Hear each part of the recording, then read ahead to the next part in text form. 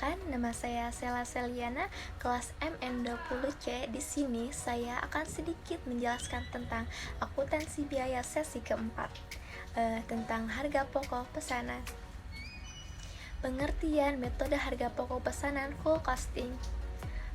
Harga pokok pesanan perhitungan HPP berdasarkan alokasi biaya yang dibebankan pada masing-masing pesanan pekerjaan ataupun order. Forecasting adalah metode penentuan harga pokok produk dengan memasukkan seluruh komponen biaya produksi sebagai unsur harga pokok yang meliputi biaya bahan baku, biaya tenaga kerja langsung, biaya overhead pabrik variabel, dan biaya overhead pabrik tetap. Sistem biaya pesanan biasa digunakan dalam percetakan, laundry, konsultan pemasaran, dan akuntan publik. Dan selanjutnya ada karakteristik usaha perusahaan yang produksinya berdasarkan pesanan. Yang ke-1, proses pengolahan produk terjadi secara terputus-putus. Jika pesanan selesai dikerjakan, proses produksi dihentikan, dimulai lagi dengan pesanan berikutnya. Maksud di sini yaitu proses produksi di dalam perusahaan itu hanya terputus atau terhenti apabila ada pesanan baru ada produksi. Apabila produksinya tidak ada, maka perusahaan itu tidak berproses. Dan yang kedua, produksi dihasilkan sesuai dengan spesifikasi yang ditentukan oleh pemesan. Yang kedua ini bahwa produksi itu spesifik sifatnya yang sesuai apa yang diminta oleh pelanggan kita. Dan yang ketiga, produksi ditunjukkan untuk memenuhi pesanan, bukan untuk persediaan di gudang. Dan selanjutnya ada karakteristik harga pokok pesanan. Yang pertama, setiap jenis produk perlu dihitung harga pokok produksinya secara individual. Dan yang kedua, biaya produksi dibagi menjadi dua, yaitu biaya produksi langsung dan biaya produksi tidak langsung.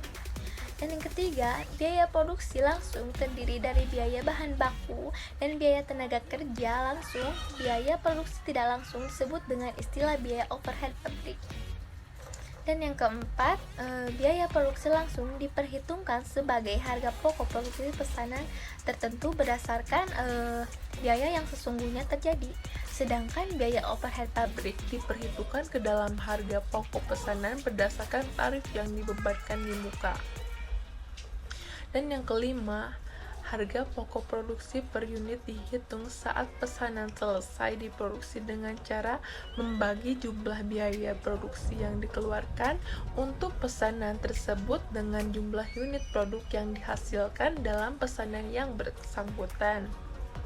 Dan selanjutnya, ada manfaat informasi harga pokok produksi per pesanan. Yang ke-1 yaitu menentukan harga jual yang dibebankan ke pemesan. Maksudnya jadi menentukan harga jual sehingga si pemesan itu tahu berapa harga jualnya.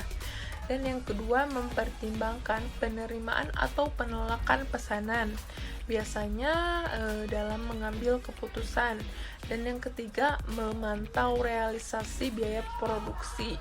Dan yang keempat, menghitung laba atau rugi tiap pesanan.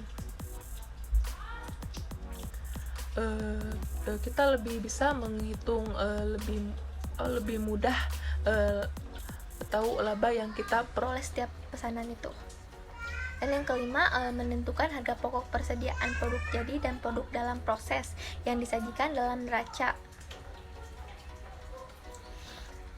Dan selanjutnya ada gambar, ini tuh menentukan harga jual yang akan dibebankan kepada pemesan. Ada taksiran biaya produksi yang dibebankan kepada pesanan. Menaksir biaya produksi dengan unsur biaya sebagai berikut. Yang satu, taksiran biaya bahan baku. Yang kedua, taksiran biaya tenaga kerja langsung. Yang ketiga, biaya overhead pabrik. Yang keempat, taksiran biaya produksi.